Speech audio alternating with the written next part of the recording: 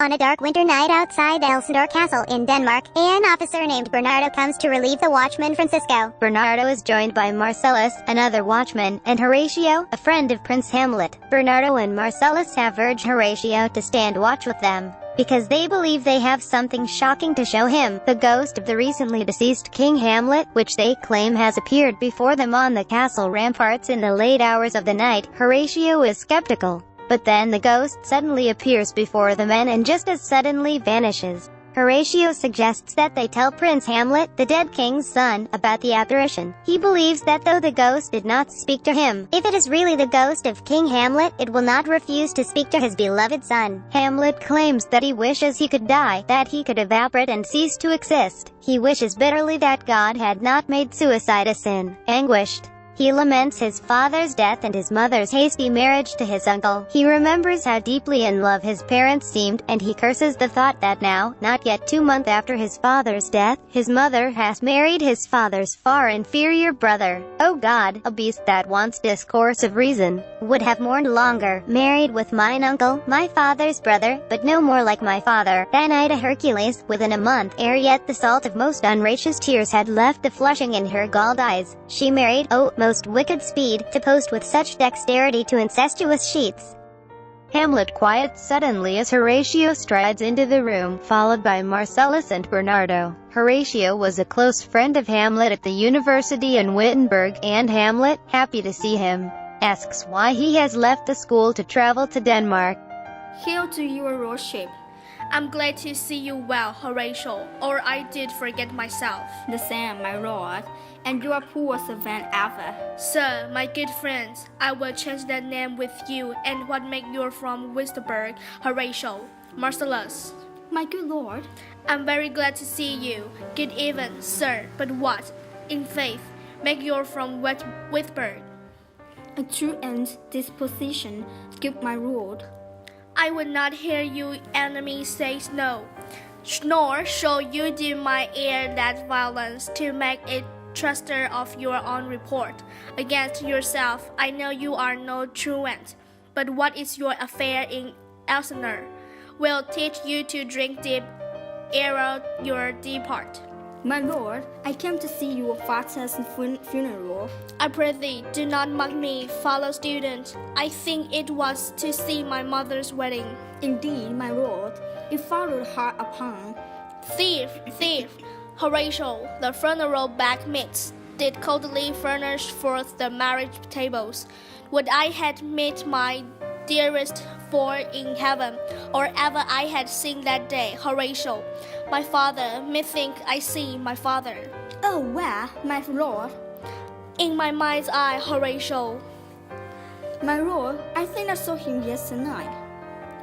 He was a man, take him for all in all. I shall not look upon in his again. So, who? My lord, the king your father. The king, my father. Season your admonition for a while, within a 10th year, till I may deliver, upon the witness of this gentleman, this marvel to you. For God's love, let me hear.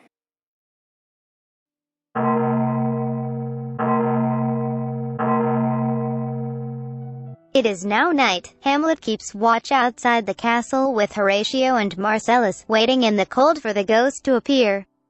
Shortly after midnight, the ghost appears, and Hamlet calls out to it. The ghost beckons Hamlet to follow it out into the night. Look, my lord, it comes. I will call thee Hamlet, king, father, royal dame. Oh, answer me. Let me not brush in ignorance but tell.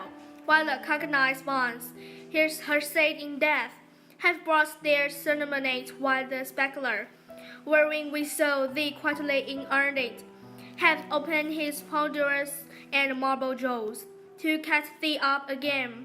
What may this mean? That low, that course, again, incomplete still, revists those the gamblers of the moon, making night hide us and we fools of nature, so hurriedly to shake our disappointment with those beyond the reaches of our souls. Say, why is this? Wherefore, what should we do? It beckons you to go away with it, as if it's some Hartman did desire to you alone. Look, with what courageous action it waves you to a more moved ground. It will not speak, then I will follow it. Do not, my lord. It with me still, go on, I will follow thee. Heaven will direct it. Nay, let's follow him. Quitter, will thou leave me? Speak, I will go no further. Mark me! I will. My hour is almost come, where to suffer us, and tormenting flames must render up my soul. Alas, the poor ghost. Pity my not, but then my serious hearing to what I shall unfold. Speak, I am bound to hear. I'm the Father Spirit, doomed for a certain term to walk the night, and for the day confined to fasting fires, till the four crimes done in my days to nature, and burst and purge away. If thou didst ever the dear Father love, Oh God. revenge his full and most unnatural murder. Murder! Murder most full as in the beginning, but is most full, strange and unnatural. Hast misunderstood that? I, with wings as swift as meditation over the doors of love, must wait to my revenge. I find this a pet. Now, Hamlet here, didst give out that, sleeping in my orchard, a separate stone me, so the whole earth of Denmark is by your forget process of my death, frankly abused, but now, though noble youth, the spread that did sting my father's life. Now, where's his crown? Oh, my prophetic soul, my uncle! Claudius and Gertrude discuss Hamlet's behavior with Rosencrantz and Guildenstern, who say they have been unable to learn the cause of his melancholy. They tell the king and queen about Hamlet's enthusiasm for the players. Encouraged, Gertrude and Claudius agree that they will see the play that evening. Polonius directs Ophelia to walk around the lobby. Polonius hears Hamlet coming, and he and the king hide. Hamlet enters, speaking thoughtfully and agonizingly to himself about the question of whether to commit suicide to end the pain of experience. To be, or not to be, that is the question. Hamlet sees Ophelia approaching. Having received her orders from Polonius, she tells him that she wishes to return the tokens of love he has given her. Angrily, Hamlet denies having given her anything. He laments the dishonesty of beauty, and claims both to have loved Ophelia once, and never to have loved her at all. The king and Polonius emerge from behind the tapestry. Claudius says that Hamlet's strange behavior has clearly not been caused by love for Ophelia, and that his speech does not seem like the speech of insanity. He says that he fears that melancholy sits on something dangerous in Hamlet, so like a bird sits on her egg, and that he fears what will happen when it hatches. He declares that he will send Hamlet to England. That evening, in the castle hall now doubling as a theater, Hamlet anxiously lectures the players on how to act the parts he has written for them. Horatio enters, and Hamlet, pleased to see him, praises him heartily. Having told Horatio what he learned from the ghost, that Claudius murdered his father, he now asks him to watch Claudius carefully during the play so that they might compare their impressions of his behavior afterward. Horatio agrees, saying that if Claudius shows any signs of guilt, he will detect them.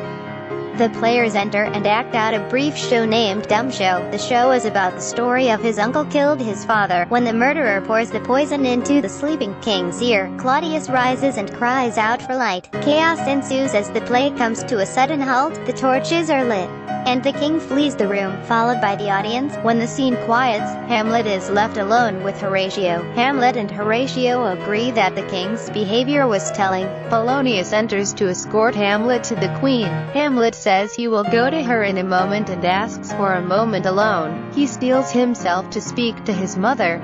Badly shaken by the play and now considering Hamlet's madness to be dangerous, Claudius asks the pair to escort Hamlet on a voyage to England and to depart immediately. When Polonius leaves, the king is alone, and he immediately expresses his guilt and grief over his sin. A brother's murder, he says, is the oldest sin and hath the primal eldest curse upon it. He longs to ask for forgiveness, but says that he is unprepared to give up that which he gained by committing the murder, namely, the crown and the queen. He falls to his knees and begins to pray. Hamlet storms into the room and asks his mother why she has sent for him. She says that he has offended his father, meaning the dead King Hamlet, by marrying Claudius. Hamlet accosts her with an almost violent intensity and declares his intention to make her fully aware of the profundity of her sin. Fearing for her life, Gertrude cries out from behind the arras.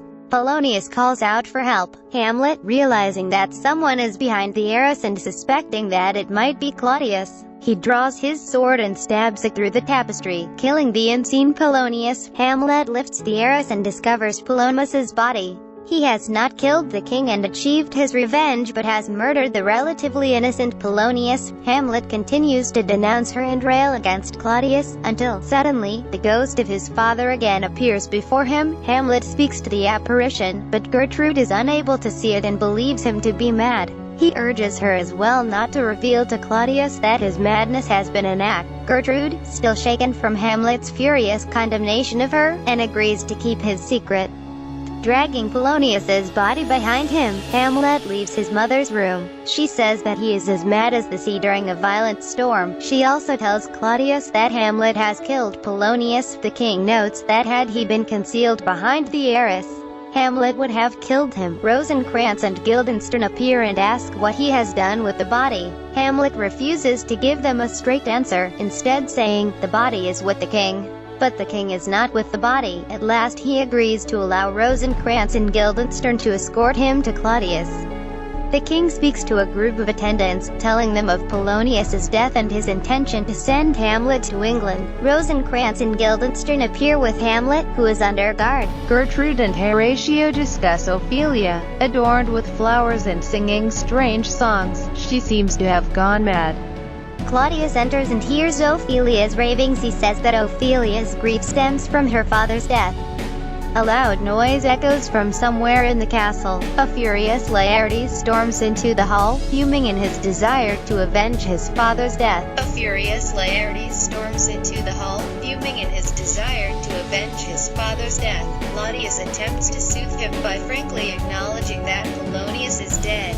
Gertrude nervously adds that Claudius is innocent in it. When Ophelia re-enters, obviously insane, Laertes plunges again into rage.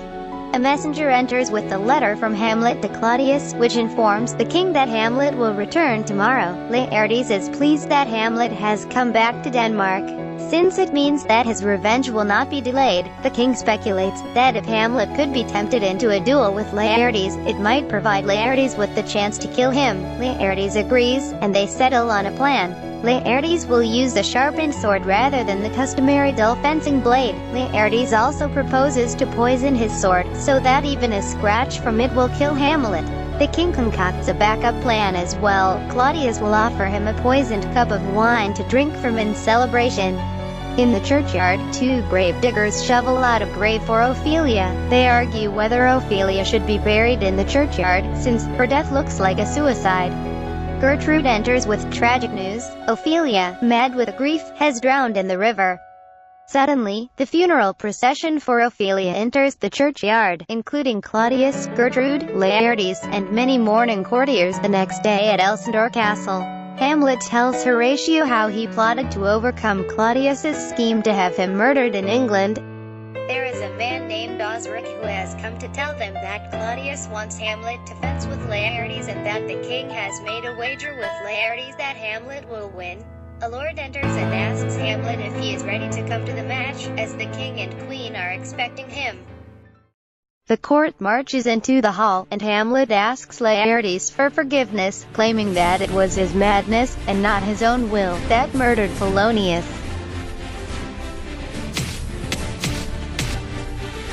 Hamlet strikes Laertes but declines to drink from the cup, saying that he will play another hit first. He hits Laertes again, and Gertrude rises to drink from the cup.